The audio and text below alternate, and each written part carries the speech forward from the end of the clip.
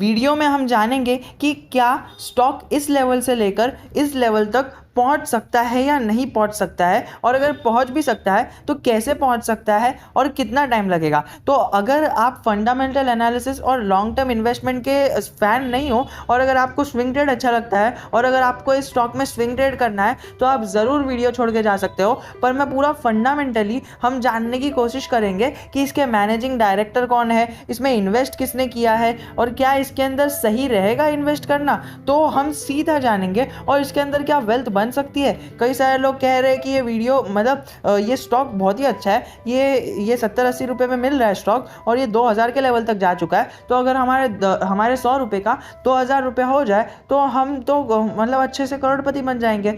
तो क्या ये स्टॉक में इतनी पोटेंशियल है कि हमें इतना ऊपर पहुंचा सके और ये जा सकता है क्या? ठीक है, तो सारी चीज़ें जानेंगे इसी वीडियो में। तो चलिए शुरू करते हैं।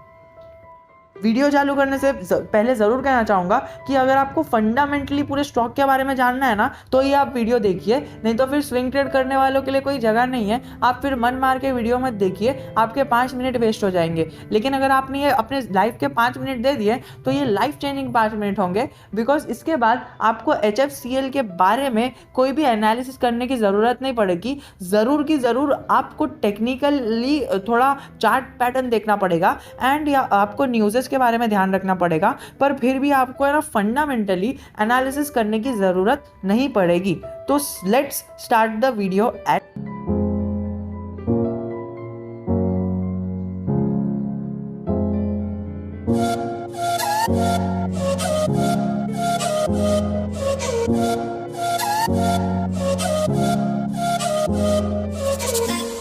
वंस।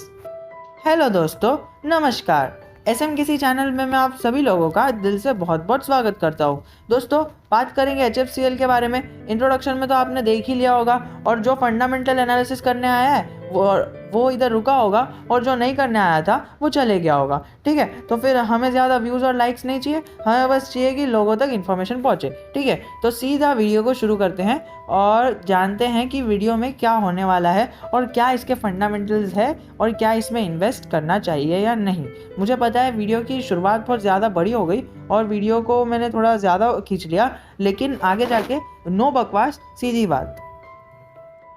चार्ट के ऊपर बाद में नज़र डालेंगे। अगर हम सबसे पहले यहाँ पर नज़र डालें ना, तो हमें पता चलेगा कि ये इसका लोगो यहाँ पर है, और सेकेंडली यहाँ पर लिखा है कि अबाउट 3 डेकेड्स मतलब 30 साल। तो अब आप 2020 को 30 साल से माइनस कर दोगे तो आपको पता चलेगा कि 1990 से ये है ना वाईफाई और ये सारी चीज़ों का, ब्रॉडबैंड का डीलिंग कर रहे हैं, और इनके टेक्नोलॉजी का, टेलीकम्युनिकेशन स्ट्रक्चर में और इंफ्रास्ट्रक्चर सेक्टर में इनका इतनी अच्छी पकड़ है ना। और अभी आपको पता है, बताता चलूँ कि इनको एक 40,000 करोड़ का है ना एक डील मिली है, जिसकी वजह से ये स्टॉक में लॉन्ग टर्म में अच्छा इफेक्ट आ सकता है। अब उसको छोड़ के अगर आपको ये पढ़ना है तो मैं वीडियो को स्लो करके और पॉज करके आप इस इंफॉर्मेशन को पढ़ सकते हो। पर अगर हम यहाँ पर देखें तो यहाँ पर एक सीधा इंपॉर्टेंट चीज़ देख लेते हैं कि HFCL has implemented over 25,000 2G और 3G cell sites and rolled out over 1 lakh kilometres, मतलब 1 लाख किलोमीटर के फाइबर केबल्स की इन्होंने बिक्री कर दी है, और 25,000 सेल साइट्स है इनके पास। और यहाँ पर अगर हम देखें तो telecommunication companies, railways, oil and gas and high security applications में इनका बहुत यूज़ होता है, और इनके 1200 से ज़्यादा एम्प्लॉयज़ है। ठीक है, 1200 से ज़्यादा लोगों को इन्होंने अपने शरण में रखा है। अगर हम इसके सबसे इम्पॉर्टेंट विजन और मिशन की बात कर ले तो इसका विजन ये है कि विजन यहाँ पर अगर हम देखें तो cost effective end to end futuristic telecom solutions. तो ये इतनी बड़ी बात जो मैंने आपको कह दी, सबसे पहले तो ये अपने कॉस्ट को हमेशा कम करने की कोशिश में लगे रहते हैं, और सेकेंडली ये चाहते हैं कि हमारा कस्टमर जो है ना वो हमसे सेटिस्फाइड रहे, और वो है ना अपने कस्टमर सेटिस्फैक्शन के लिए कुछ भी कर सकते हैं। सेकेंडली अगर हम देखें तो वो डेवलपिंग स्टेट्स है और जो अंडर डेवलप्ड स्टेट्स है उनके लिए बहुत ही अच्छा वो वाईफाई, ब्रॉडबैंड, ये टेलीकम्युनिकेशन जैसी अच्छी चीज़ें प्रोवाइड करने का विजन है इनका। और इनका मिशन है HFCL will tap opportunities in the broadband revolution, मतलब ये ब्रॉडबैंड में है ना रेवोल्यूशन लाने वाले हैं। आपको पता है कि 5G से इन्हें लिंक किया जाता है, पर अगर आप देखो तो इनका विजन और मिशन इतना अच्छा है ना, ये जो डेटा है ना ये कंपनी के साइट पर ही मुझे अवेलेबल हो गया। तो इतना अच्छा इन्होंने कंपनी की साइट को डिज़ाइन किया है। अगर आप इनके एमडी की बात करें, मैनेजिंग डायरेक्टर की बात करें, तो पहले तो यहाँ पर है ना इनकी सारी डिग्रीज लिखी हुई है कि ये बीकॉम ग्रेजुएट है, बीकॉम ऑनर्स है और सेंट जेवियर स्कूल से कोलकाता से पढ़े हैं। पर हम इनके अचीवमेंट को छोड़ के अगर हम इनके जो अवार्ड्स की बात करें तो इन्हें टेली मैन का अवार्ड मिला है। इसका सीधा सीधा मतलब आप जानते हो, टेली कम्युनिकेशन का मैन, और उसका अवार्ड ऑफ द मिलेनियम। हाँ, ये पूरे मिलेनियम का इन्हें अवार्ड मिला था 2003 में। और सेकेंडली आप अगर यहाँ पर देखो तो ये को chairman of tele community of federation of Indian chamber of commerce है। ठीक है, तो अभी इतने बड़े बड़े इतने इनके अचीवमेंट्स है, वो तो मैं आपको मतलब पढ़ के बहुत टाइम हो जाएगा। अगर आपको पढ़ना है तो आप पढ़ सकते हो। पर अगर आप यहाँ पर देखो तो मैं आपको इंपॉर्टेंट चीज़ बता रहा हूँ। सेकेंडली अगर हम देखें तो रिलायंस जियो का जो इन्फो कम्युनिकेशन लिमिटेड है ना, उसके अंदर भी इनकी एक अच्छी सी जगह है। रिलायंस लिमिटेड की एक सब्सिडरी है, उधर भी इन्होंने ना अपना एक जगह बना कर रखी है। तो आप यहाँ पर इनके सारे अचीवमेंट्स पढ़ सकते हो। पर अगर हम यहाँ पर देखें तो यहाँ पर हमें पता चलता है कि ये ना सिर्फ पर प्रमोटर है, पर ये है ना मैनेजिंग डायरेक्टर है और सारे डिसीजंस यही लेते हैं कंपनी में। तो ये इनके इतने अच्छे अचीवमेंट्स है over the period of 3 decades ये इस फील्ड में है। इन्हें millennium of tele man of the millennium का अवार्ड से नवाजा गया है। तो आप इनके अचीवमेंट्स को समझ के आप इनके मैनेजमेंट कितना तगड़ा है आप इसका अंदाज़ा लगा सकते हो। देखिए स्टॉक तो हमें हरे निशान में दिख रहा है, हमें पता है कि वो पंप एंड डंप हो चुका था स्टॉक, पर over the period of years इसने बहुत ही अच्छा रिटर्न बना के दिया है। और अभी आपको पता है कि 5G में क्या रेवोल्यूशन है। अब आप यहाँ पर इंडिया का मैप देख सकते हो, आपकी स्क्रीन के सामने इंडिया का मैप है। तो आप यहाँ पर अपना एक लोकेशन देख लीजिए कि क्या आपके लोकेशन में भी इनका प्रेजेंस है क्या। तो आप यहाँ पर देख सकते हो, यहाँ पर मुंबई के आसपास भी इनका प्रेजेंस है, यहाँ पर भी है, और इस लोकेशन पर भी तो ज़्यादा ही कॉन्सेंट्रेटेड है। ठीक है, हमने ये तो बात कर ली। यहाँ पर नीचे आपके पूरे regional offices, corporate offices, production facilities, तो ये सब दिया हुआ है और यहाँ पर जगहों का भी नाम दिया हुआ है, तो आप वो देख सकते हो। पर अगर हम यहाँ पर देखें तो CSR एक्टिविटी का भी चीज़ है, इसको छोड़ देते हैं। पर हमें जो इन्वेस्टमेंट से फंडामेंटल एनालिसिस करना है ना, वो हमें देखना है। एक इम्पॉर्टेंट चीज़ यहाँ पर दी नहीं हुई है, तो हम स्क्रीनर पे चले जाते हैं। एक्चुअल बिजनेस तो हमने समझ लिया कि यहाँ पर इसका इतना बड़ा बिजनेस है कि डाइवर्स टेलीकम्युनिकेशन इंफ्रास्ट्रक्चर एनेबलर, फिर यहाँ पर है सिस्टम इंटीग्रेशन, फिर manufacture and supply of high and telecommunication equipment, optic fibre cable, और ये इंफ्रास्ट्रक्चर डेवलपमेंट, स्पैनिंग टेलीकम्युनिकेशन। अब मैं इनकी लिस्ट मतलब पढ़ने लग गया तो आपको पता है कि 10 से 15 सेकंड निकल गए। तो आप समझ सकते हो इतना बड़ा बिजनेस है। सेकेंडली अगर हम बात करें यहाँ पर तो इसका जो की पॉइंट्स है ना, कि कंपनी का जो प्रोडक्ट पोर्टफोलियो है उसके अंदर जो बेस्ट चीज़ है ना, वो नंबर 1 पे इनका है ना ऑप्टिकल फाइबर केबल आता है। ठीक है, और मार्केट कैप के हिसाब से तो 10,500 करोड़ की कंपनी है। और अगर इसका करंट प्राइस देखें तो हमें पता चलेगा कि कंपनी इस वक्त अपने 80 रुपीज़ के टारगेट पर चल रही है। इसका PE 40 का है, जो दर्शाता है कि हम इस कंपनी में आराम से निवेश कर सकते हैं। देखिए ज़्यादा ओवर वैल्यूड भी नहीं है और ज़्यादा लेस वैल्यूड भी नहीं है, और इसके अंदर हमें फ्यूचर भी अच्छा दिख रहा है।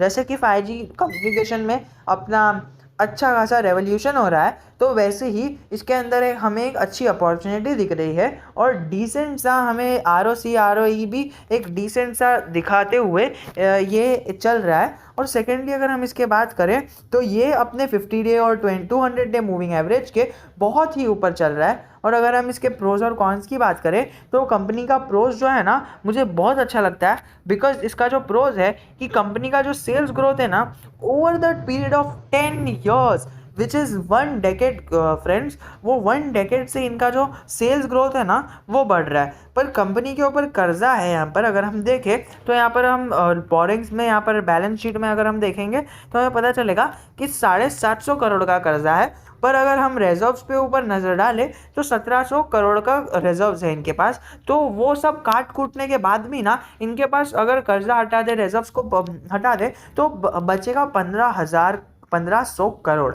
तो इनके पास 1500 करोड़ का रिजर्व्स है और over the period of 2 years इन्होंने अपने कैपिटल को 1 करोड़ से बढ़ाया है, जो एक बहुत ही अच्छा साइन है। और अगर आप यहाँ पर अपने हिस्ट्री में देखो ना, इसने हमेशा हमेशा अपना है ना हर साल हर क्वार्टर में अपना जो रिजर्व्स है उसको बढ़ाया है। एंड बोरिंग्स की तो क्या ही बात करें, वो रिजर्व्स है तो बोरिंग्स तो हटी जाएगी। अगर हम इसके इन्वेस्टमेंट की बात करें तो हमें यहाँ पर पता चलेगा कि कंपनी के पास जो हाथ में मतलब जो हाथ में कैश आता है ना, तो यहाँ पर कैश हमारे पास यहाँ पर जो इन्फॉर्मेशन दी हुई है कि नेट कैश फ्लो है 7 करोड़ का इनके पास कैश पड़ा है, जो over the period of years 2019 में माइनस में था, फिर उसने इतनी अच्छी रिकवरी दिखाई और वो 6 करोड़ के प्लस में चले गया। एंड अभी सरप्लस इनके पास 7 करोड़ का कैश पड़ा है। अगर हम इसके डेटर डे की बात करें तो डेटर डे बढ़ चुके हैं, जो किसी भी टेलीकम्युनिकेशन एंड इंफ्रास्ट्रक्चरल स्टॉक के लिए मामूली सी बात है। तो हमने इतने टेलीकम्युनिकेशन स्टॉक्स देख चुके हैं ना, तो हमें पता है कि डेटर डे तो हर एक में रहते ही हैं, तो उससे कंपनी को कुछ फ़र्क पड़ सकता है।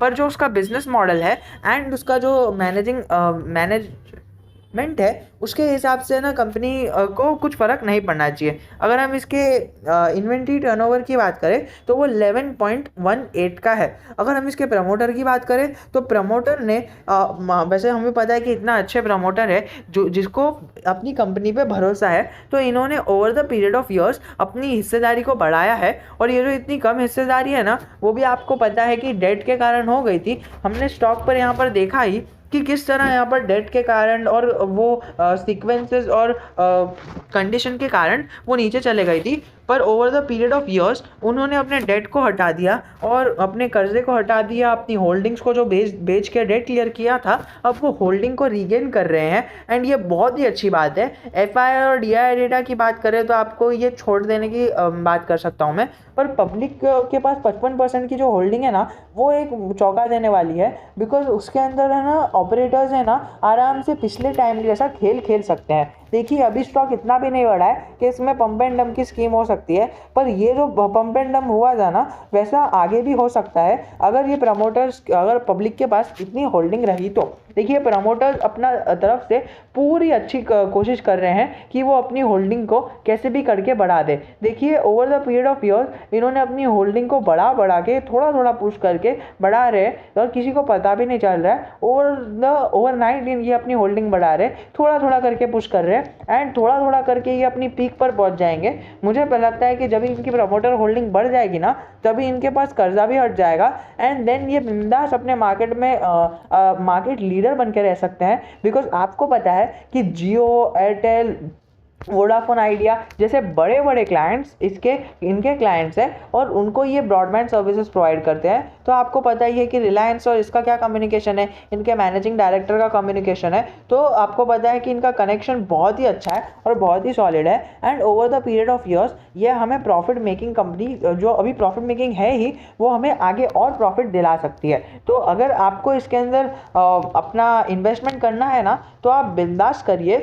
आपको ये फंडामेंटल्स कैसे लगे आप मुझे बता देना, और अगर आपको कुछ नया इसके अंदर फंडामेंटली ऐड करना है ना, तो वो भी बता देना। वैसे अगर हम 6 महीने की बात करें तो हमें पता चलेगा कि company over the period of years हर एक पेनी स्टॉक की तरह ग्रो हो रही है। बिकॉज हमें पता है कि मार्केट में लिक्विडिटी बहुत है, पर कई सारे स्टॉक्स जो खराब स्टॉक्स है ना, उनमें भी अपवर्ड मूवमेंट आ रही है। लेकिन हमें हर एक मूवमेंट का मतलब रीज़न फाइंड करना है, और हमें पता चल गया कि इसका रीज़न क्या है, बिकॉज ऑफ इट्स ऑर्डर्स। और हमने देखा कि 1 मिलियन से ज़्यादा इन्होंने अपने ब्रॉडबैंड को है ना ये साल बेचा है। तो ये बहुत ही अच्छी न्यूज़ है ये स्टॉक के लिए। और ये जो न्यूज़ेस मैंने आपको बताई, ये न्यूज़ है ना, ये ओवरनाइट नहीं हो जाएगी कि ये एक रात में ये करोड़पति बना देगा, नहीं ऐसा नहीं होगा। ये इट टेक्स टाइम, और ये जो कंपाउंडिंग का पावर है ना, ये अपने टाइम पीरियड में ही बहुत ही अच्छा वर्क करता है। तो हमें इसे थोड़ा टाइम देना है, उसे ग्रो होने देना है। और अगर आपके पास जगह है ना तो अपने पोर्टफोलियो में इसे थोड़ा थोड़ा करके है ना एक्यूमुलेट करना चालू कर दीजिए, या फिर अपने ना 500 रुपये की SIP चालू कर लीजिए। या फिर अगर आप ऐसा कर सकते हो कि आप हर महीने है ना अगर एक स्टॉक भी ले सकते हो ना, हम क्या 80 रुपये का क्या एक बर्गर ही खा लेते हैं, या फिर ऐसे ही हम किधर भी उड़ा देते हैं, कुछ भी कर लेते हैं, है ना। 80 रुपये तो कई सारे लोगों के गायब भी हो जाते हैं। आप वो 80 रुपये को आप यहाँ पर अगर डाल दोगे और हर महीने अगर डाल दोगे ना खाली एक स्टॉक में, तो आपको ये बहुत ही अच्छा over the period of time बहुत ही अच्छा मुनाफा दे सकता है। या फिर अगर आप ऐसा कर सकते हो, आपको ये स्टॉक की खाली नॉलेज लेनी थी और अगर आपको इन्वेस्ट नहीं करना था, तो आप एक काम कर सकते हो कि अगर आपके पास कोई दूसरा स्टॉक है ना, तो उसमें जो प्रॉफिट हो रहा है, अगर आप उसको बेच के प्रॉफिट निकाल रहे हो, तो आप थोड़ा सा प्रॉफिट का हिस्सा इसमें डाल दीजिए और अपने जो पोर्टफोलियो में इसे थोड़ी थोड़ी करके एक अच्छी पोजीशन दे दीजिए। Over the period of time ये आपको निराश नहीं करेगा और आपको एक बहुत ही अच्छा मुनाफा देता हुआ हमें ये over the period of time दिखने वाला है। अगर आपको पता चलेगा, पिछले कई मिनट में 2 से 3 मिनट में मैंने आपको है ना over the period of time कहा है। तो देखिए ये सारी चीज़ें हैं ना टाइम बहुत लेती है, टाइम कंज्यूमिंग है, इसीलिए मैंने कहा कि यस अगर आपको इसके अंदर अपने पैसे को मल्टीप्लाई करना है ना, तो पैसे के मल्टीप्लाई का गेम है ना, ये over the period of time होता है। ये ऐसा नहीं आज डाले कल हो गया या फिर 1 साल हो गया। देखिए लोग 10-10 साल तक इन्वेस्ट करते हैं और 10 साल के बाद जाके कोई प्रॉफिट दिखना मिलता है, और फिर वो जो प्रॉफिट रहता है ना उसके अंदर बहुत ही अच्छा अपवर्ड मूवमेंट आता है। आपको अगर कंपाउंडिंग को एंजॉय करना है ना, तो आपको ध्यान रखना पड़ेगा कि आपको है ना किसी भी चीज़ के लिए अपने टाइम देना पड़ेगा। अगर आप टाइम दोगे तो वो बहुत ही अच्छा मल्टीप्लाई हो जाएगा, ठीक है। और ये इन्वेस्टमेंट जो इतना अच्छा स्टॉक है ना, ये स्टॉक भी है ना इतने सालों से हमें एक रेंज में मतलब पड़ा हुआ है एक ही जगह पर। तो ऐसे स्टॉक्स भी होंगे, ITC जैसा स्टॉक भी हमें एक ही रेंज में ट्रेड होता हुआ दिख रहा है। पर जिस जिस जो बंदा अभी पेशेंस रख लेगा या फिर और 5 साल तक भी पेशेंस रख लेगा ना, फिर वो एक बार ही ITC का शेयर इतना उछल देगा, या तो इतने सालों में जो परफॉर्मेंस नहीं दिया वो एक ही बार दे देगा। और वैसा ही इसी के अंदर हो रहा है कि इतने सालों से जो इसने मतलब सोया हुआ शेयर है ना, ये एक बार उछलना चालू होगा तो कहाँ तक पता नहीं कहाँ तक पहुँच जाएगा। तो हमें इसके अंदर पेशेंस रखने हुए चलना है, ठीक है। तो आज के लिए इतना ही। जय हिंद, जय भारत। आप बता देना वीडियो कैसी लगी, और लाइक शेयर और सब्सक्राइब ये सारी चीज़ें मैं नहीं कहता, मैं बस कहता हूँ कि कमेंट करो और मुझे बताओ कि मेरे अंदर कुछ फ्लॉज है, आपको कुछ दिखे, और मुझे पता है कि इधर तक किसी ने वीडियो नहीं देखा होगा, ठीक है। तो फिर जय हिंद, जय भारत।